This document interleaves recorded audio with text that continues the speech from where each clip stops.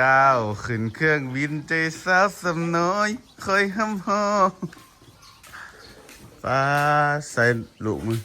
ไปละนี่หนึ่งเดี๋ยวกูสิหายสบายดี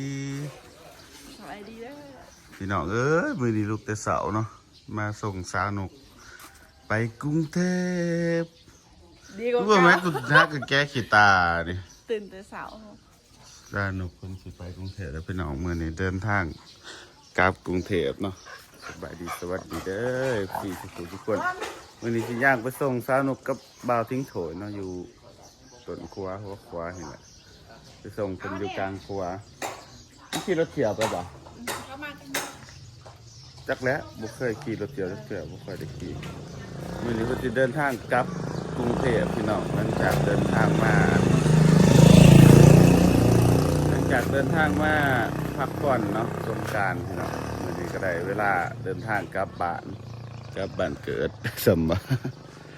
กลับไปทำงานที่เก่าพี่น้องจะได้พร้อมแล้วบ่ว่าทิ้งโถยพร้อมแล้วบ่สวัสดีอยากพร้อมบันไดใจยังอยู่บ้านอยู่บ่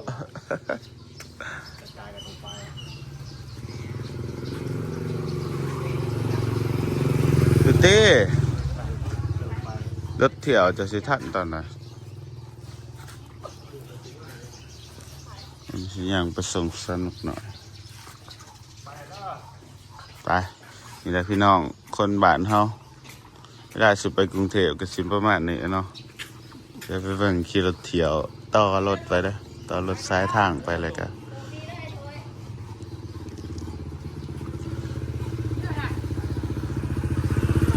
สั่งเลยว่าแม่พ่อมึงสั่งแต่เช้าแล้วสั่งแล้วนะคะขันยางไปเมืองไหนเอาหยวดูไปเด็ดหยวลูกคนเด้อขนมเริ่มสิหายนะไปเลยได้ไหมไปเมื่อนี้นี่แหละถ่ายยังบนจักไปหูขาวหูยังอยู่ในหมอไปซักเอาก้าวขึ้นอีปีเลยอีปีมันอยู่สวนอยู่อะไรไปได้เนาะพี่น้องเป็นจะไรน้ำตาสิไหลสนุก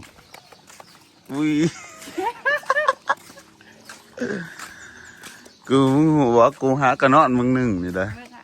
กูตื่นมาเพื่อไปส่งเลยนี่มันก็คอยเป็นได้ชุดที่เดียวแกกีตาร์ปูสิขอสิแขะยังเห็ดเบียไปเห็ดงานพี่น้องหอมปิ่งไก่ให้ก็ได้ปิ่งไก่กินมาแต่มันไก่ยังข่อยเนาะ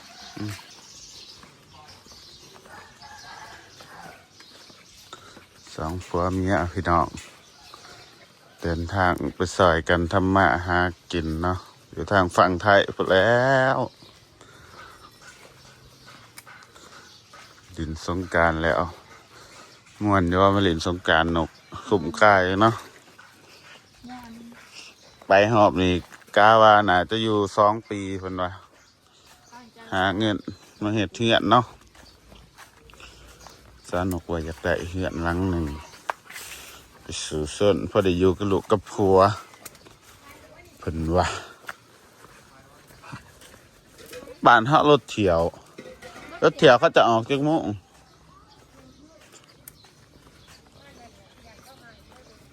ไปเมื่อไรจะไปอีกจ้ะ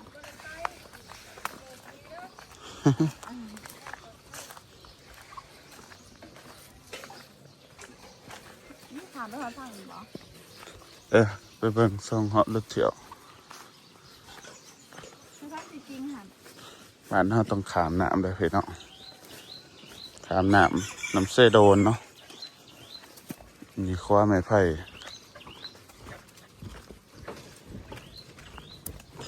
ปกติหันบ่มีคว้าไม้ไผ่ในขามเหือเสียเหือขามเอาว่ากับจิเพอะไรพี่น้องคว้าอ่อนเลยอ่อนแท้อ่อนว่าอ่อนแบบ คือสิโยดนี่แหละพี่น้องเวลาเขาขี่มอเตอร์ไซค์ฮะจากบ้านบ่สุกไปด่านกับประมาณ100 กิโลเลยพี่น้อง100 กิโลเลยกะจากด่านไปกรุงเทพกะ600 กว่ากิโลหรือ700นี่แหละประมาณ700เพราะว่าด่านบ้านบ่สุกขามทางอันปากเสไปอุบลจำปาสักกับจังหวัดอุบลพี่น้องขามทางนี้บริขามอันสะพานมิตรภาพไทยลาวคือทางเบื้องสวรรณเขตขึ้นไปเนาะสวรรณเขตท่าแขกอันเวียงจันทน์เนาะทางมันสิได้ขามแม่น้ำคลอง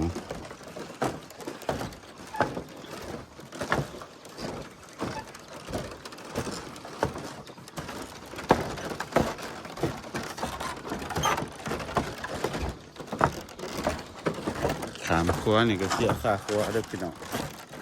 ก็มา5,000 กีบ10 บาทบ๊ายบายหมู่บ้านนี่ดิไปเดี๋ยววันตั้งหลังปีหนาว่าไหมแต่ว่าบ่ได้มาปีหนาสนุกกว่า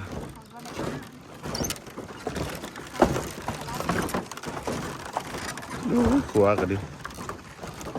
มันอ่อนคัก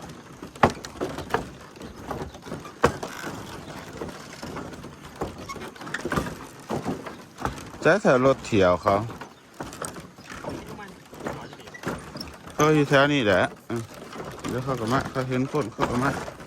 หากจักรถเที่ยวไป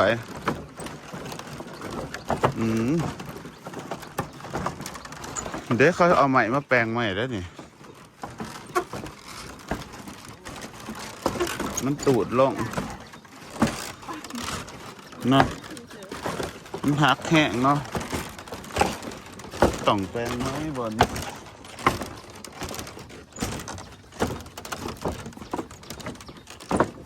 น้องขามฟังมาแล้วเนาะย่างขามครัว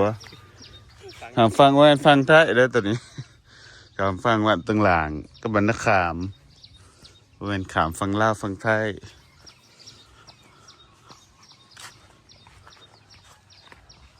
ไปนี่หันย่างขอให้เดินทางปลอดภัย2 คนทั้ง2 คนเพื่อนเนาะตั้งใจหาเงินและสนุกหน่อยเด้อมัน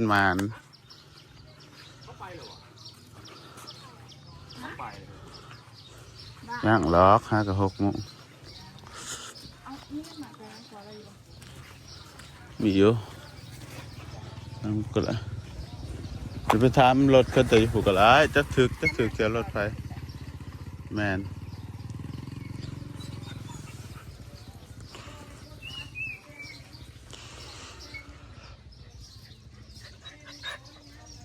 ได้ไปกลับเลยได้ไหม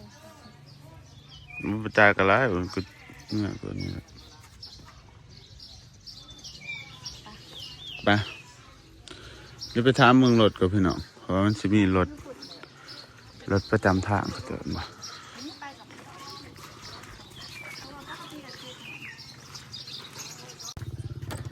ไปพี่น้อง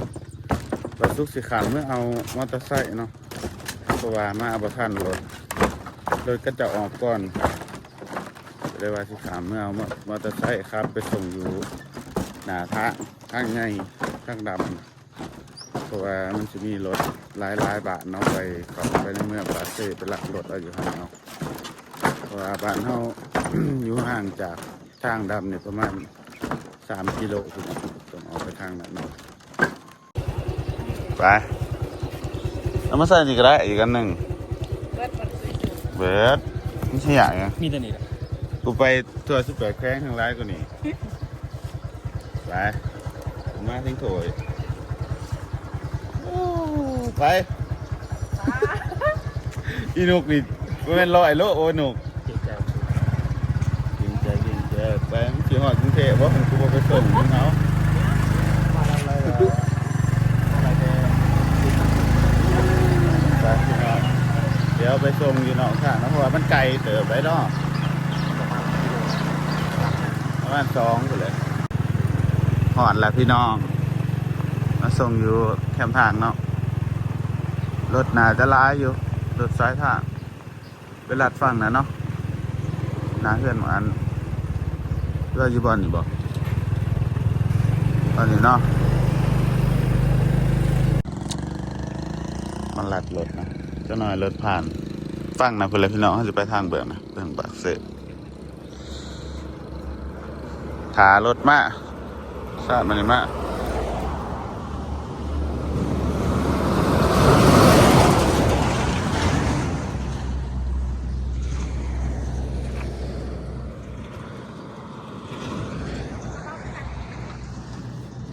ตั้งผูกก็ได้หรือว่าตั้งนี่ก็ได้เข้ามาเข้าไม่ยากหรอกเขากวักเขากระจอดให้เลยรถเขียวนะไม่ยากแต่มันมาฮะก็จอดนะเขาคือเก่า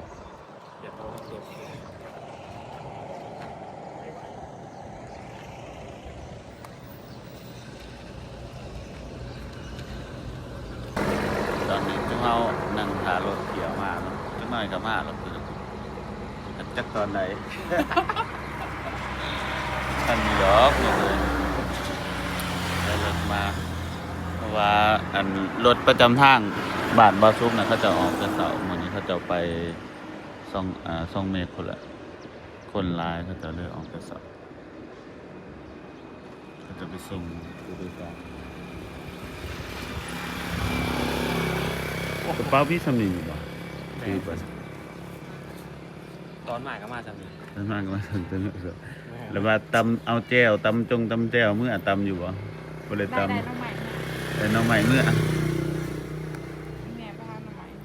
ตำแจวปลากระเตาเมื่อ มีคนกันลายอะไร ญี่ปุ่นบ่อึดเนาะ ขึ้นลองใหม่ อาหารอยู่อาหารบ้านเฮาก็บ่อึดเนาะเพราะว่ามันเป็นแหล่ง มีแต่อาหารบ้านเฮาแบบของอีสานบ้าน มันบ่อึด แต่มันแพงเด้แต่ของบ้านเฮาแพง นั่นแหละ อยู่ในตลาด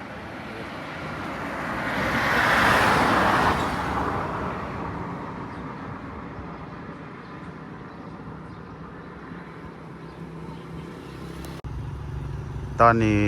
สาวนุกน้อยไหลรถเด้อเนาะพี่น้องว่าสุกว่านั่งระหว่างนั่งถ่ายรถเจ็บท้องว่าสิมาเข้าห้องน้ำอยู่ปั๊มแล้วกำลังขี่รถมาฮอดปึ๊บพอดีรถอันน่ะก็มาเลยเนาะรถเขียวก็มาเลยบ๊ายบายสนุกอยู่นี่เด้อบัดนี้ท่านเห็นได้บ่บายไปแล้วพี่น้องไปเดี๋ยวเราก็สิได้ส่งอยู่นี่พี่น้องเอ้ยจะได้บ่ได้เห็นตอนขึ้นรถผมเด้อพี่น้องเพราะว่าอันเอามาเข้าห้องน้ำกันเลยเห็นไปพี่น้องจากนี้ไปปากเซ่กะ50 กิโลเนาะไปทางนี้พี่เพื่อหมู่เดินทางจากบ้านมาสุกไปกรุงเทพกันน่าจะฮอดพุ่นแหละประมาณเที่ยงคืนตี 1เนาะจังสิได้ฮอดอันกรุงเทพเพราะว่าขึ้นรถตอนอันสีแรงๆนะออกจากบ้านจะเสาร์ประมาณ6 โมงได้พี่น้อง6 โมงแล้วก็ฮอดปากเซ่กับก็น่าจะประมาณเพศหรือว่าประมาณ10 โมงเนี่ยโมเมนต์พี่น้องออกจากบ้านประมาณ6 โมงเพื่อฮอดปากเซ่ก็ประมาณ9 โมงพี่น้องจากปากเซ่ไปด้านก็พอดีประมาณฮอดเพศฮอดเที่ยงแล้วก็จากด้านไปหาบขสปกสกันน่าจะพุ่นแหละฮอดที่ค่ำๆพุ่นแหละเพื่อต้อรถแน่กินข้าวกินน้ำแน่เฮ็ดนั่นเฮ็ดนี่แน่เนาะพี่น้องไปขอให้หมู่เดินทางปลอดภัยพี่น้องเอ้ยบ่ได้ลากันซ้ำตอนนั้น เสียดายเนาะบ่ได้เห็นอันบ่เอามอเตอร์ไซค์ไปส่งนี่ก็บ่ฮอดแล้วพี่น้อง มื้อนี้เป็นมื้อแบบว่าพิเศษเนี่ยจักหน่อยเนาะรถบ่มี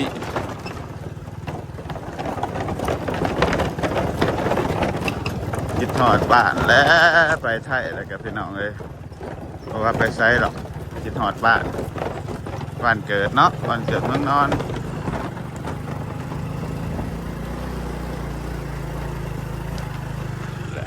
บ้านเฮาบ้านเฮาก็คือบ้านเฮาบ้านตัวนี้แหล้วพี่น้องบ้านตั้งราง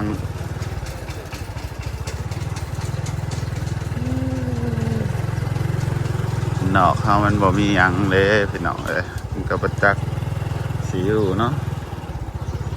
จำเป็นต้องได้จากบ้านไปไกล